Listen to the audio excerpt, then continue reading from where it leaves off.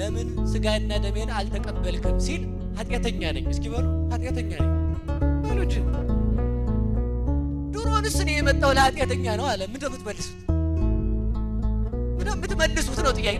እንኳን ለእግዚአብሔር ለእኔ ምንድን ነው የምትመልሱልኝ? እስኪ እኔ በሽተኛ ላክም መጥቻለሁ ብል እዚህ ጋር በሽተኛው ቁጭ ብሎ ለምን አልመጣህም ስለው በሽተኛው ሆኜ እዚህ መጥቼ እየነገርኩ የት ሄደሃል ነው ጥያቄው። ስለዚህ ተመልከቱ፣ ትዕቢታችን እኮ ነው። ተመልከቱ። አሁን ልንገራችሁ አንድ ነገር በሞት ያፈርሰዋል። ስስተካከል እቆርባለሁ። እስኪ በሉ ስስተካከል በሉ እቆርባለሁ። አትልፉ አትስተካከሉ። እንደተወላገዳችሁ ነው የምትቀሩት። ለምን? የሚያስተካክለን ማን ነው? ብርሃን ሳይኖራ ያለው ትላለህ እንዴ?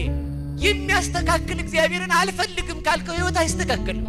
ባሌ ነገረኛነቱን ሲተው ወዳጅ ባል እናት ይወልሽ ባልሽ ነገረኛነቱን የሚተው ከእግዚአብሔር ጋር ስትሆኝ ብቻ ነው። አይ እንደው አሁን በቃ ነገ ከርሞ መኪና ስገዛ ስርቆቴን እተዋለሁ። አንድ መኪና ሰርቀህ ከገዛ 4 መኪና እስከምትገዛ አጠግብ። 4 ስገዛ 5ኛ ነው የሚያሳስብህ ማለት ነው። ስለዚህ ዛሬ ውኑ ና ነው ስርቆትህን ትተህ ና እስተካከላለሁ። እኔ ይኸውላችሁ አሁን ሰው በጣም ሙግት ነው። እኔ አንድ ነገር ልናገር መቼም በቃ ልተወው ሌላውን ልተወዋለሁ። እየሰማችሁ ነው? አሁን ምን ይላል መሰላችሁ? ንስሐ ገብተን ንስሐ ሰው አሁን እኔ ንስሐ አባት አይደለሁም እያማዋቸው አይደለም። እሺ እንደዛ እንዳትሉ። ንስሐ ገብተን ወደዛ ውጥን ስንል ከዚህ በኋላ ኃጢአት የሚባል አለቀም አትሉ። ፈርማችሁ እኮ ነው የምትሄዱት በ10 ጣታችሁ እንዲያርጋችሁ ማለት ነው። ኃጢአት አለቀም ብላችሁ ማለት ነው። ስትወጡ ደግሞ ያችን ኃጢአት ገና ንስሐችሁን ሳትጨርሱ መንገድ ላይ ቋ አርጋችሁ ትሄዳላችሁ ባናቷ። ከዚያ በኋላ ምን ያደርጋል መሰላችሁ? ሰይጣን አንድ ተንኮሉ እግዚአብሔር ሰልችቷል የሚል ጥያቄ ያመጣል። ይበሉ እግዚአብሔር ይበሉ ሰልችቷል ነገራችሁ። እንግዲያውስ ተስፋ ከቆረጣችሁ እርግጠኛ ሆኜ የምነግራችሁ ተስፋ የማይቆርጥ አምላክ እየጠበቃችሁ ነው። ቶሎ ሰይጣን ሰልችታል ካላችሁ ሰይጣን ከእኔ ወግድልኝ። እኔ ኃጢአት ብሰራ ማን አይሰለችኝ?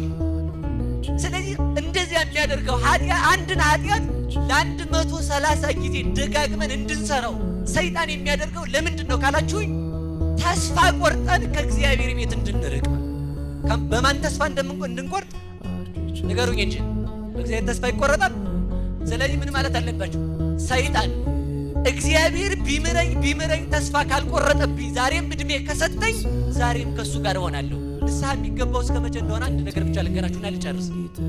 ኃጢአትን አንድ ሰውዬ ነበርና ንስሐ አባቱ ሄዶ አባ ሁሌም እርግጠኛው የምነግራችሁ ኃጢአት አለመስራት ትፈልጋላችሁ? እስኪ እጃችሁን አውጡ፣ እጃችሁን ሙቱ። በቃ እውነት ኃጢአት የማይሰራው ከተሞተ በኋላ በዚህ ዓለም ሆነች ኃጢአት አልሰራም በቅተሃል ወይ አንተ እንደው ይሄን ጉራ አታምጡ። እንግዳ ምንድን ነው የሚባለው መሰላችሁ? ዛሬም መጣ አባ ኃጢአት አስቸገረኝ፣ ዛሬም መጣ አባ ኃጢአት አስቸገረኝ፣ ዛሬም መጣ አባ ኃጢአት አስቸገረኝ። ምን ላድርግ አላቸው። አሁንስ አስጠልቶኛል። እንኳንስ አላቸው እንኳንስ ኃጢአቴን መናገር ለርሶ ኃጢአት መስራት ራሱ ሰለቸኝ አላቸው። እንኳን ኃጢአት መናገር ኃጢአት መስራት አልሰለቸንም? ኃጢአት ዘወር ስንል 30ውን በአንድ ጊዜ አገበስብሰን ሁልቅ። ከዛ ምን አሉት መሰላችሁ? ኃጢአትን በጽድቅ ሕይወትን በሞት እስከምትቀድም ድረስ ሩጥ አሉት። እስኪ በሉ ኃጢአትን በሉ በምን ሕይወትን በምን ንስሐ የማይገባው ከሞት በኋላ እስከሚሞቱ ንስሐ ይገባል። ንስሐ ከገቡ በኋላ ደግሞ ማን ይመራል? ስለዚህ ሁላችሁም የምንስተካከል ከማን ጋር ስንሆን ነው? ንገሩኝ እንጂ በቃ ነው የእናንተ እዚህ ጋር የእናንተን ድስኩር ምናምን ስደሰኩር አላመሽም ሰዓት ስለሌለ ማለት ነው። በአጭር ቃል ግን ያ ያሰብነው ለምንድነው ማትቆሩ ስንባል እንደዚህ ኃጢአት ስለምሰራ ካልከኝ ክርስቶስ የሚያስፈልገው ለማን ነው? በሉ ንገሩኝ። ስለዚህ እናንተ ጻድቅ ናችሁ መሰላል። ካልሆናችሁ ለምን አትቆሩ?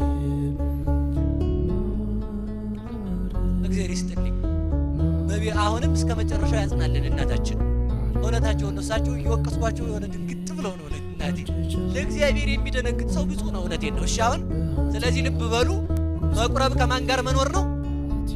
መቁረብ ከማን ጋር መኖር ነው? ሁሉን ነገር አሁን ይኸውላችሁ ብትቆርቡ ያሰባችሁት ሁሉ ይሳካል። ለምን? ከማን ጋር ስለምንሆን። የጠመመው ከማን ጋር ይሳካል? ስለዚህ እኛ ኃጢአተኛ ስንሆን ከማን ጋር መኖር አለብን? ትቆርባላችሁ? አውጡ እጃችሁና እግዚአብሔር ማንን ይፈልጋል? በሉ ኃጢአተኛ ነው በሉ ሁላችሁም። ማንን ይፈልጋል? ስለዚህ ትቆርባላችሁ። ኃጢአት ብሰራ ስወጣ ካላችሁ ምን ማለት ነው መፍትሄው? በሉ መታጠብ በሉ እንጂ ታጥበን ስጋውና ደሙን እንድንቀበል መድኃኔዓለም ይርዳን።